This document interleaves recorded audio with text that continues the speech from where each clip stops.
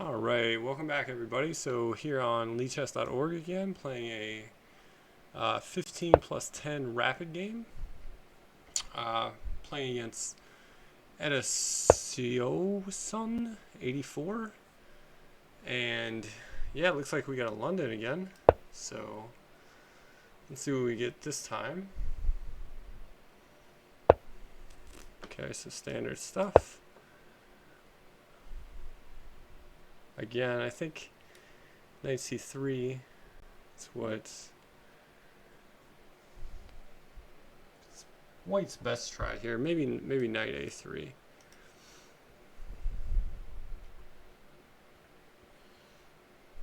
We'll see what they do, see what they come up with.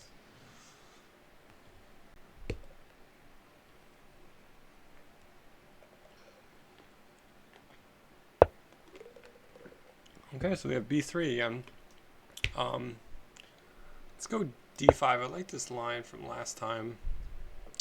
I think the computer called this an inaccuracy, but has a really nice winning percentage.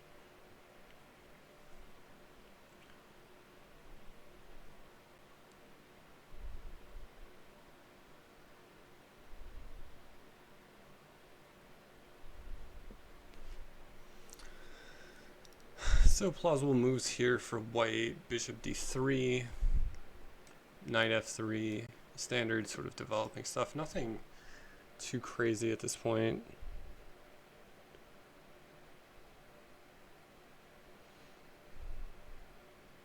I do want to keep an eye as to whether these checks are important. Okay, so they solidified d4.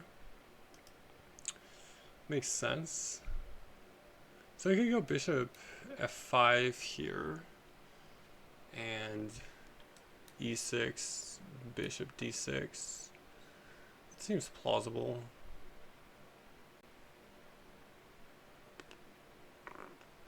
I mean, other ideas would be like knight c6.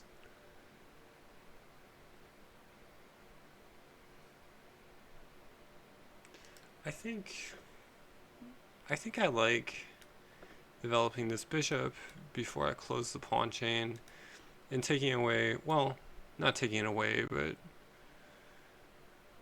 you know, at least not just letting them have a bishop on this diagonal. Do I see any issues with bishop f5? I don't think so. Let's go for it. I don't know if it's the best move, but I don't really think there's a lot of use in worrying about such things at this stage in the game and at this rating level. Okay, so options here would be this, and if they take, just being on the light squares with my pawns. Whoops. With my pawns. I could retreat, or I could take. I think the computer usually says taking is best in these kind of situations, but humans often don't do it for mainly I think because, you know, it just helps white's development. If I do this and they take and I take, they can attack me, but I can go here and just, you know, just have a nice setup that way. Yeah, let's go for this. I think a lot of times people expect this, but I like just continuing on with development. And this structure, even though I've got double pawns, like, you know, I've got nice control of the e4 square.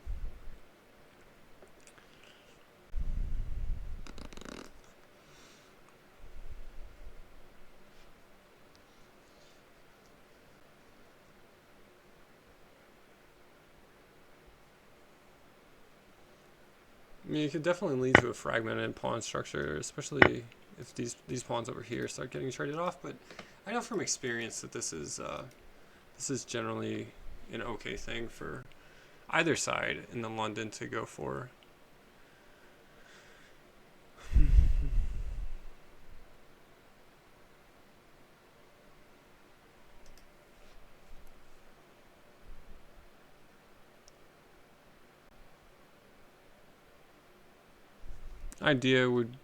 Upcoming idea might be to bring my knight in at some point. Ideally, when they can't play f3, i.e. after they've played like knight f3. So yeah, probably just looking to finish development. Maybe this kind of deal, challenging their strong bishop.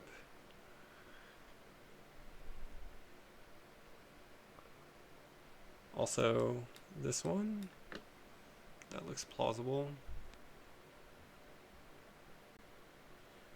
But I'm really just not a fan of this bishop. If I do this now, they can hop in.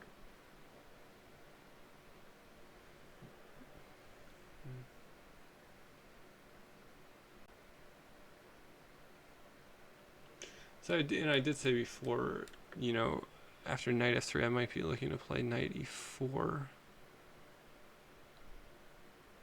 Because if they ever do try to remove it, I can just, you know, have a nice pawn here in the center. I do kind of like this too, because if they do jump in, I have f3. But maybe I want to do this. And if they jump in, maybe this, but maybe not.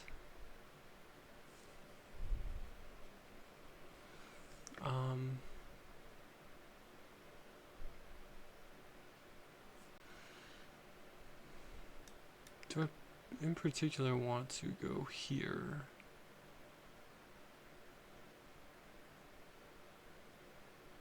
Kind of thinking I might want to retain my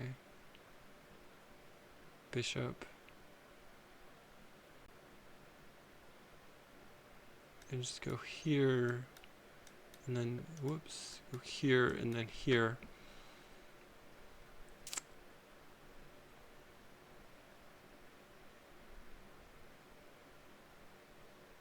A lot of different options.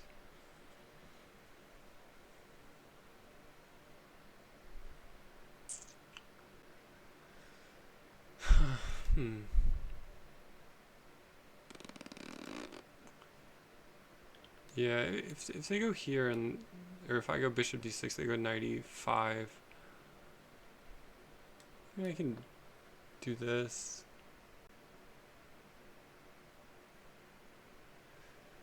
It's not.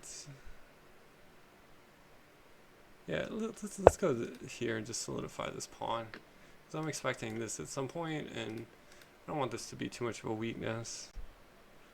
I think maybe just retaining my dark square bishop. That might be my strategy. Okay, so let's just continue on, just in the interest of time.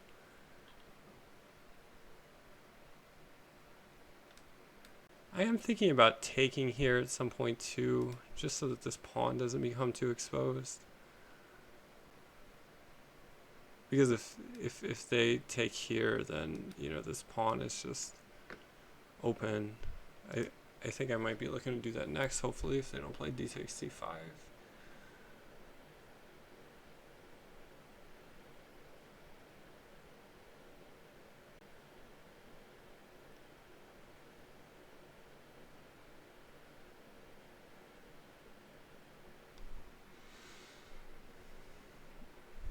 So given that that's the case, d takes c5 might be a good move for white here.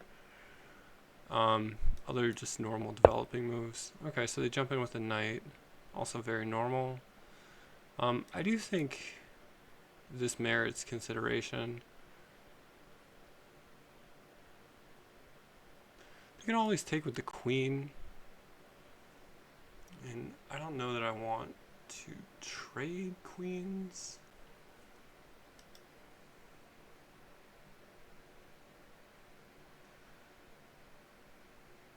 So let's go castles maybe. Just looking to bring the knight in next, I think. And here.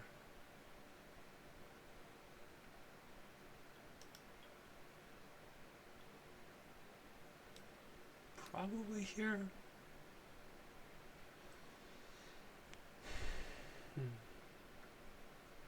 Yeah, the one thing is if they do take here and I get to recapture, this bishop is, you know, on this diagonal. So that would be an upside of them capturing on c5. I do have to watch this pawn though. So if I go here and they take and I take and they take, I mean this is still protected in that variation, but yeah, this is kind of my weakness right now.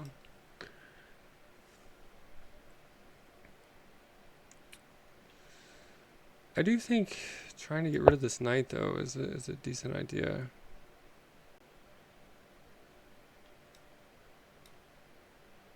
Some points.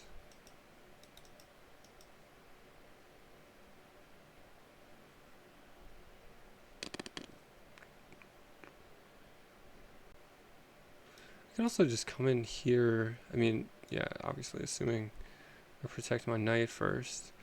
But I have to be wary of this. F3. So I'm probably just looking to... Okay, so they want to come in with their knight. They want to do this whole deal. So I probably should put an end to that before it happens.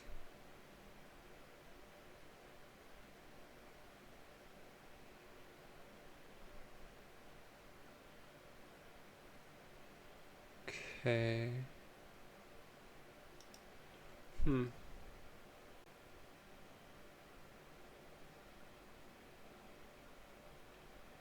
could take a pawn here, and here in this specific position they can't recapture with their queen. That might be an idea as well, just to kind of shield this pawn a little bit, have there be a pawn in front of it so that white doesn't do this.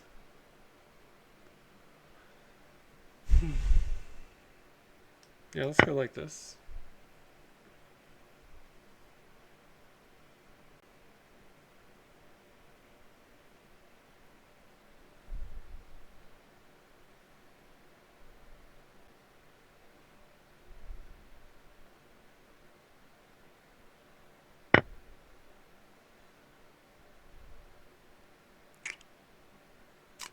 Okay.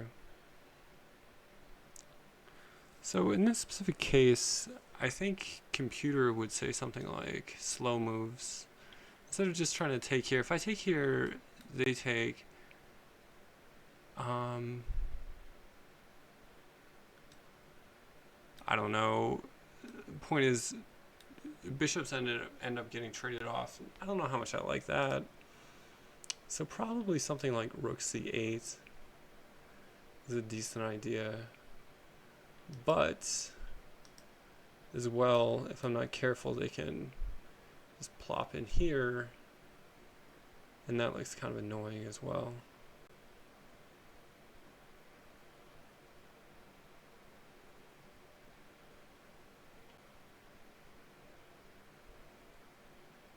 Although maybe not, because if I get to take, they take. I could go here.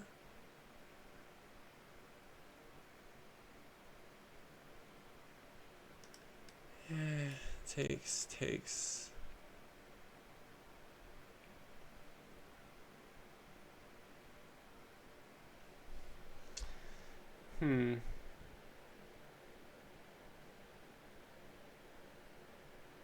I think they still just get a knight and...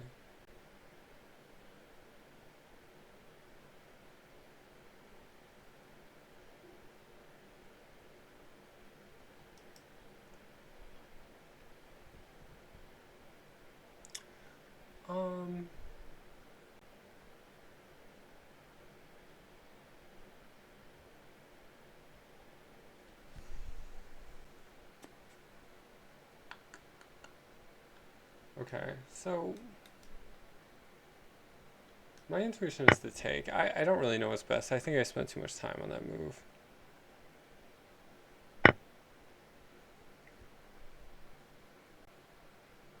Okay, now here I think maybe jumping in might be a good idea.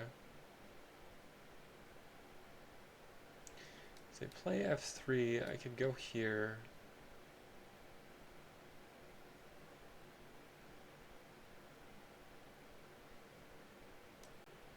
And then just go here if they attack me. It's an idea. It's not one that I'm absolutely in love with.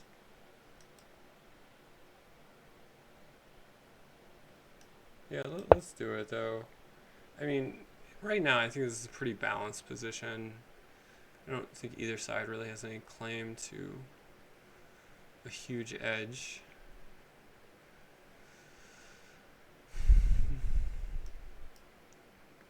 Just pre-moves at capture.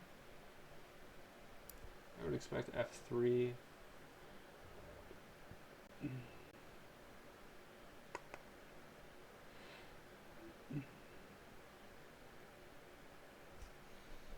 So future plans, if they do play f3, this pawn is kind of weak. So that's an idea. Just bring some pieces here and sort of go after this. That's definitely an idea.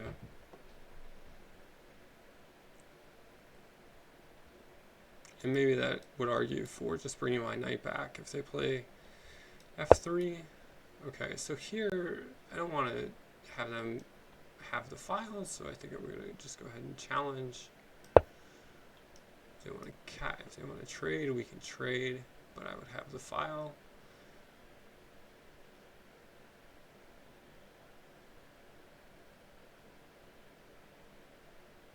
I mean, maybe black has the slightest of edge here, given the queen and the knight. And, okay, so this, I think we have to straighten out the pawns.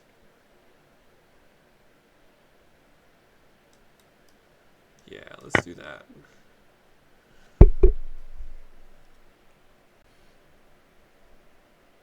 Here I'm thinking of like this kind of idea.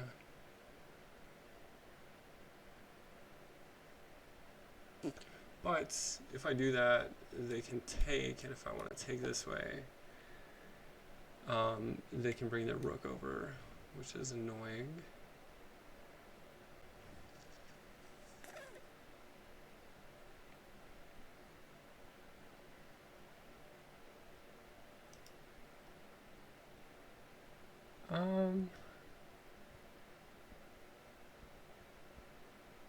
Yeah, there's not a whole lot in this position as of yet. Maybe a5, a4. Trying to create some weakness over here on the queen side. I mean, this kind of idea always suggests itself, but I feel like I'm just opening up my king a lot there. And again, trying to double. I don't want to recapture with the pawn and then just give them a target here. If I recapture with the queen, again, they have rook to d1. And then I have to scramble. Whoops. I have to scramble to retake control of the file. We likely get into a queen ending, and yeah, I'm not a huge fan of that idea. I think a5, a4, a5, a4 just takes b3. a5, a4 takes b3, rook b1.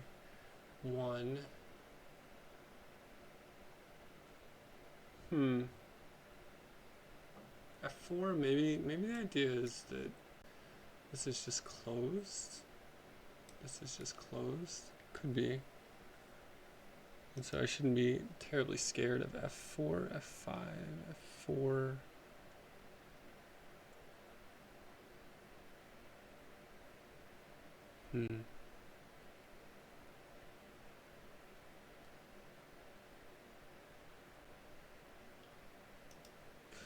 F4, f5, but again, they have 2 here. That's not terribly appealing.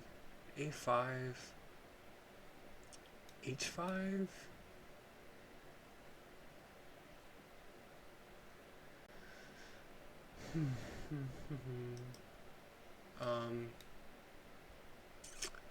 a5.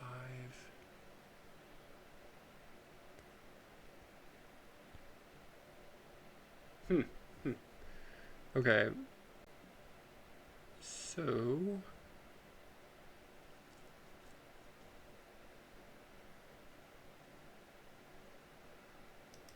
make a decision. A5. Let's go A5. My intuition is this gives me something at least.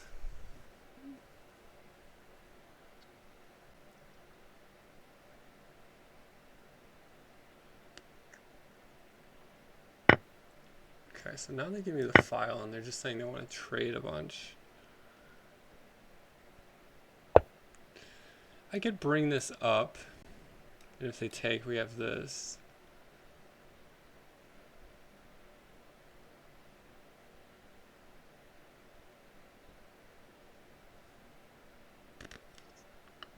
Or I could take them.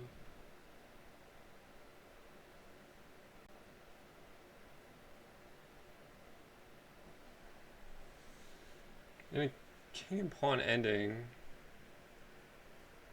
I could just say my king is closer to the center.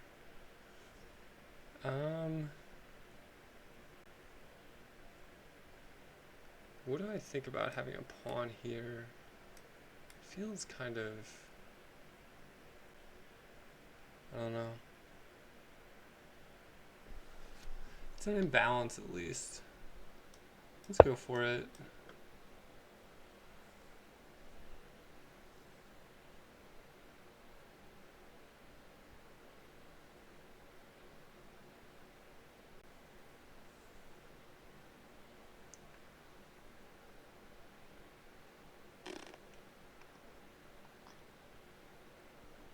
Ways to further improve the position at this point might be to play h4,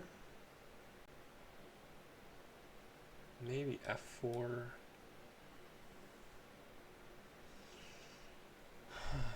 Yeah, I think f4 might be an idea. Okay, so they get some Luft. I could consign their king to the back rank, or their queen to the back rank.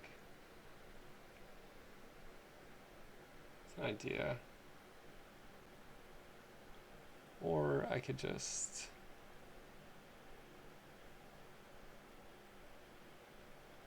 play f4, h5, h5, h4. Alright, let's play h5. I'm still feeling a little hesitant about exposing my king by moving the f-pawn with the queen still on the board.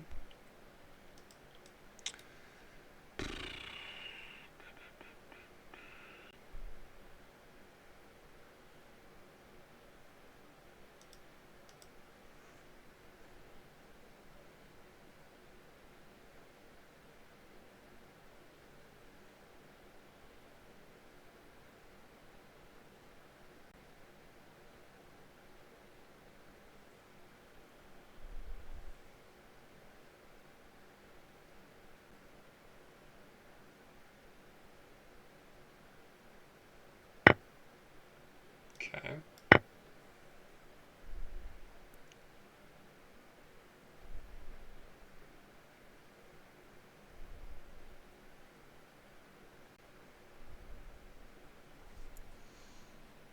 So I like the position of my king in a king and pawn ending.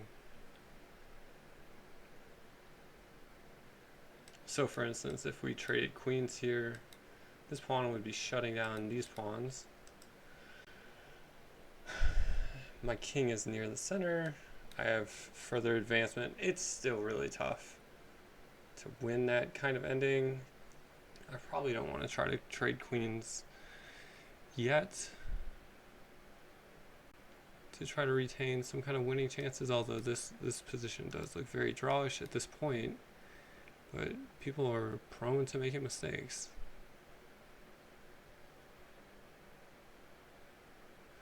So c5 is my next idea.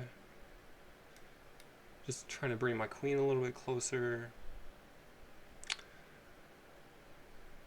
Maybe.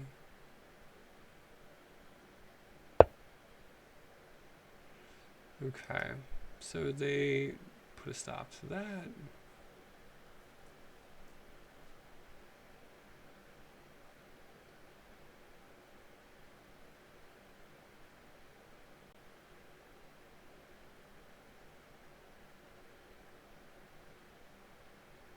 Okay, I can move forward with my f pawn.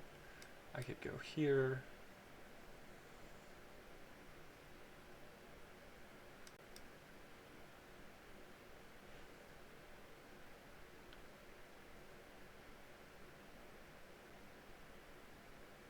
I think moving forward with my f pawn might be a plausible idea. So we'll do that.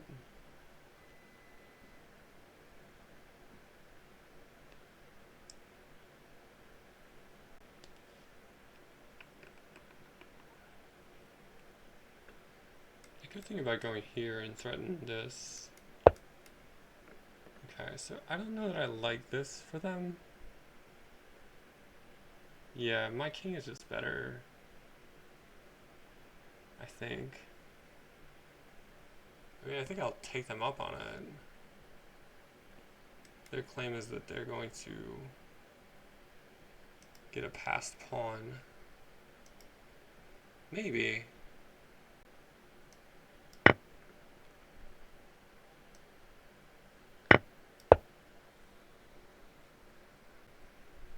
So I expect this. We didn't get it. Okay. I do expect this at some point.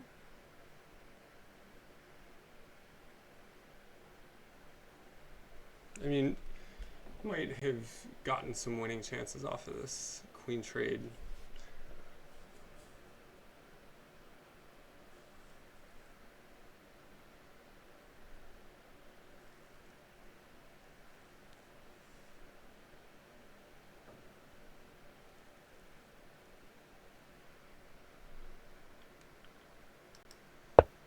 Okay, so there's that move. Okay, so the question is here takes, if here takes here, and that's fine, but here takes.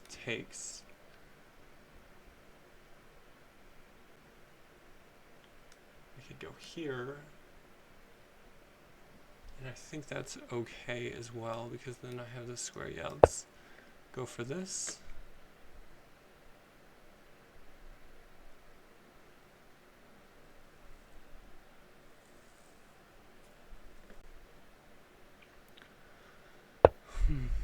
Okay, so they go this way.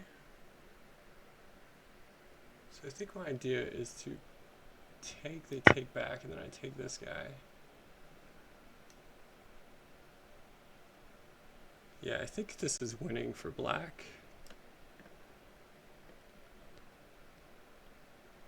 I mean, they can go forward.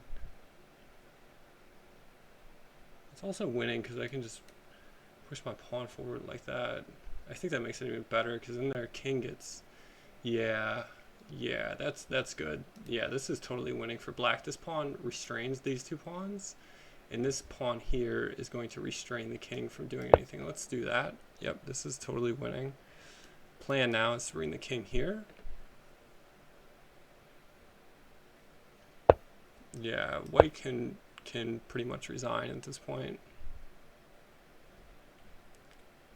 Just have to not mess it up. I mean, the whole way, I think if we look in the analysis, the whole way, we're going to see that this was pretty drawn. But fateful choice to trade queens when their king was in a relatively bad position. Going into a king and pawn ending, you have to be certain about going into a king and pawn ending. Let's go here. And the plan is just to take both of these and then just push the c pawn. Yeah, this is all over.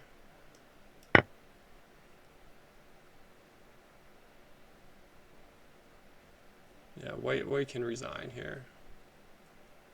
Up 2 pawns and a king and pawn ending, and 2 pass pawns at that.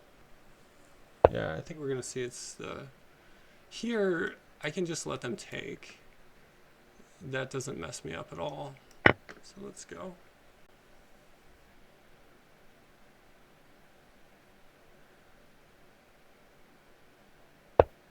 Okay. So what is the best way to go here? They can never go forward because I'm just, excuse me, I'm just queening.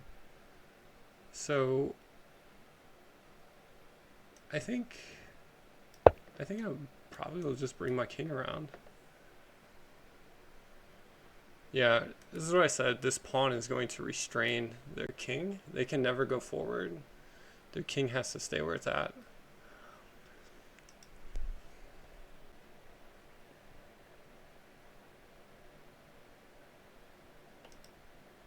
Yeah, so if you feel unconfident in technique and king and pawn endings, this is going to be a good example of that. Okay, so here I'm thinking of just doing this and restraining this guy. That seems pretty good to me. I don't need to be in a rush, right? That's one of the big lessons about endgames is just don't be in a rush. And I don't have to. My pawns are going to be where they're going to be. My king is going to be where it's going to be. Nothing changes after this move. I just restrain their pawn. They don't have any moves, by the way. I mean, they can do this, but I can just go here. They're going to run out of moves and just go into Zugzwang here soon. So I'm really going to be interested in looking at the analysis on this if there was a point before the queen ending where either side had much of an advantage, because it doesn't seem like there was such a thing. Okay, so they resigned. All right, so I'm going to go ahead and put this on, pause this really quick and bring up the analysis board and we'll sort of check it out. Okay, so back here on the analysis tab, I've brought it up to the critical position, but before we sort of get into that, I want to go down here to the graph, and actually it's not working. Let me just pause it again really quick. I need to adjust this just a little bit more. Okay, I think I fixed that. Yeah, so we've got the critical position here, but before we get to that, I do want to highlight a couple of things. So this is the graph that sort of tracks play. So I had the black pieces, so whenever it's below the line, that's good for black. Whenever it's above the horizontal line here, that's good for white. So in the game, it looks like I had 2 inaccuracies, 0 mistakes, and 0 blunders for a 13 average centi pawn loss. So pretty solid play. And the one thing I take away from the graph,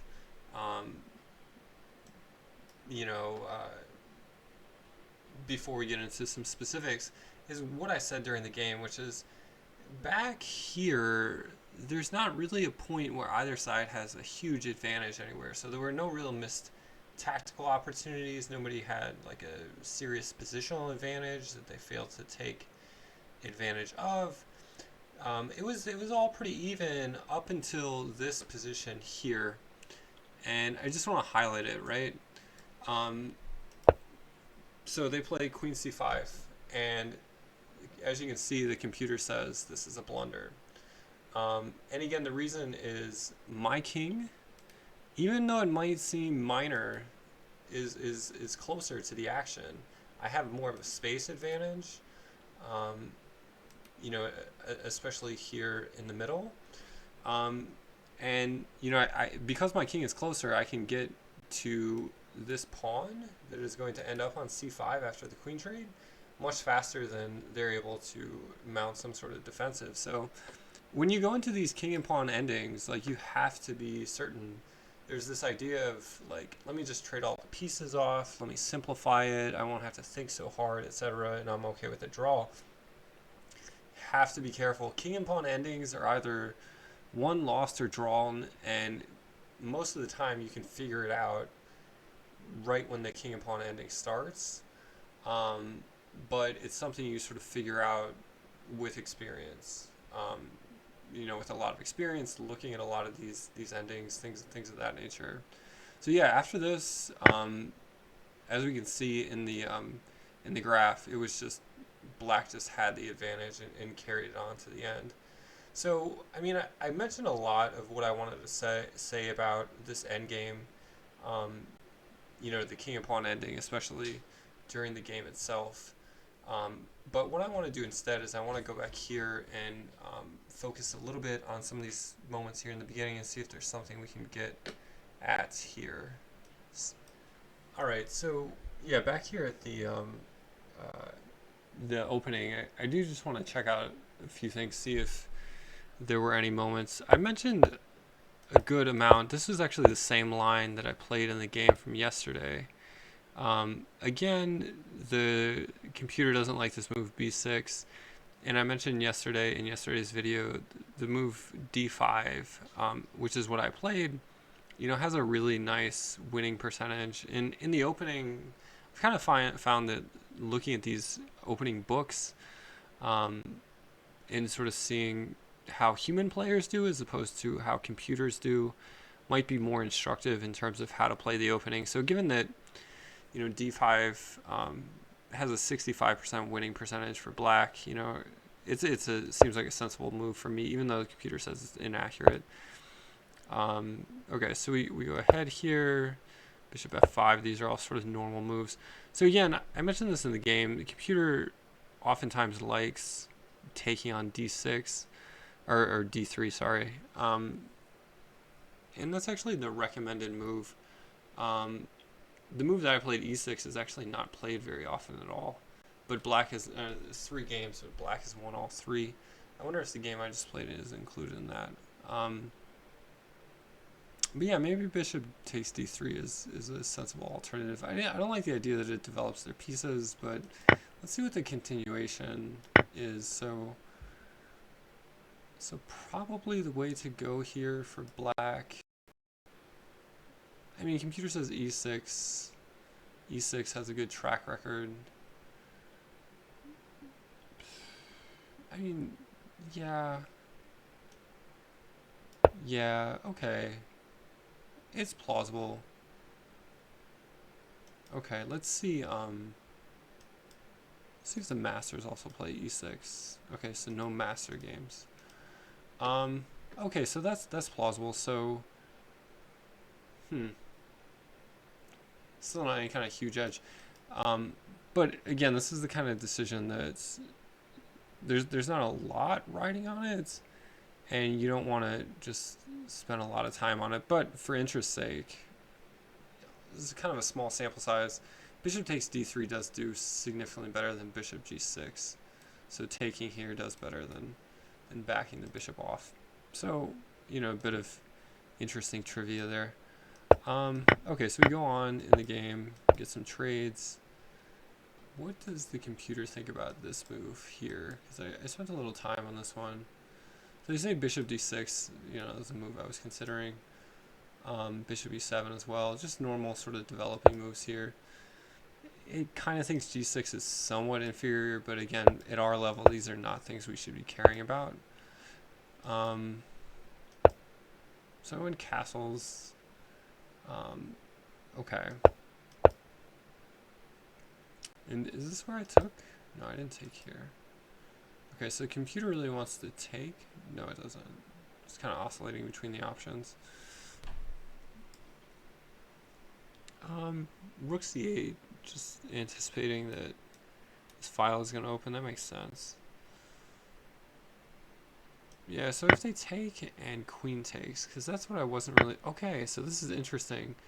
If queen takes, this is not good for white, as it turns out. The recommendation is queen e6. Let's try to follow this line out a little bit and see if we can corner some idea why. Knight h5. Queen a4. Queen a4? Queen d1 also. So of course we gotta get the queen away from the attack. Yeah,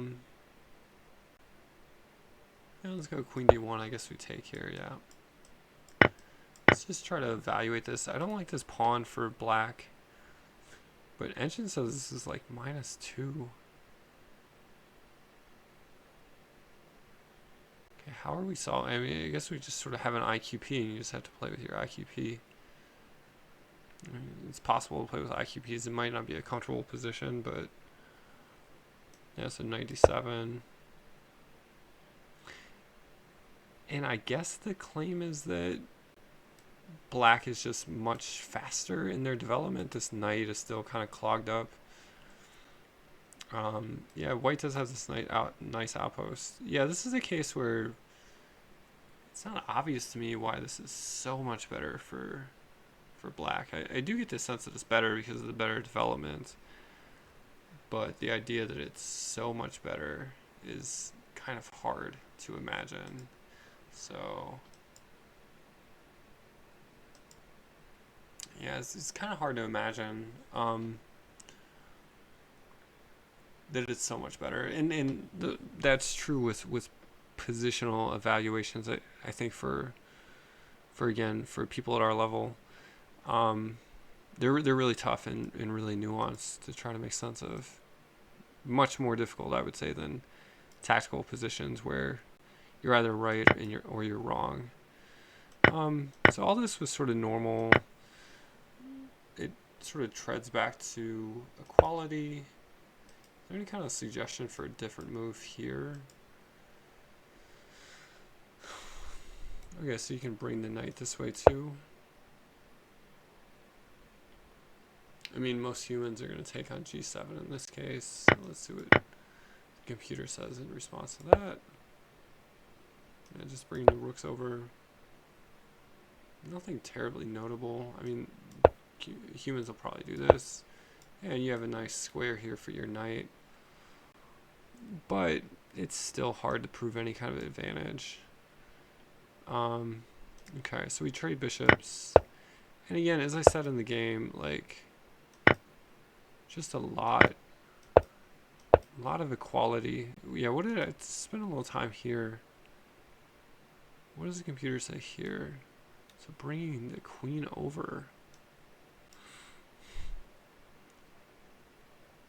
Okay, so bringing the queen over and just sort of eyeing this up and just getting on this diagonal. Okay, I can see that, but yeah. But again, it's still an equal position. What does it think about this? It doesn't like that move. It's pretty, huh. Okay. Yeah, so a lot of equality. A